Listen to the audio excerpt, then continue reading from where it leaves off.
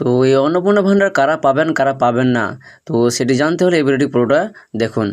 তো আমরা জানি সম্প্রতি বিজেপি সরকার ও লক্ষ্মী ভাণ্ডার যেটা আগে ছিল মমতা সরকারে, সেটা এখন পরিবর্তন হয়ে অন্নপূর্ণা ভাণ্ডার হয়ে গেছে এবং টাকাটা দ্বিগুণ হয়ে গেছে।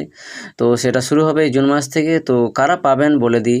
দ্য ওয়াল পোর্টালে প্রকাশিত একটি প্রতিবেদনে জানা গিয়েছে অন্নপূর্ণা ভাণ্ডার পেতে মানতে হবে বেশ কিছু শর্ত। তো সেগুলি হলো কি না, বয়স হতে হবে 25 থেকে 60 এবং পশ্চিমবঙ্গের স্থায়ী বাসিন্দা হতে হবে। তারপরে যেটা হচ্ছে বার্ষিক আয়, অর্থাৎ পারিবারিক বার্ষিক আয় হতে হবে 2.5 লক্ষ টাকা, অর্থাৎ 2.5 লক্ষ টাকার কম। আবেদনকারীর নামে কোনো পাকা বাড়ি বা 4 চাকা গাড়ি বা ট্রাক্টর থাকলে তিনি এই প্রকল্পের আওতাভুক্ত হতে পারবেন না। অর্থাৎ তাকে এই সব শর্তগুলি মেনে এই আবেদন করতে হবে, অন্নপূর্ণা ভাণ্ডারে আবেদন করতে হবে। ধন্যবাদ।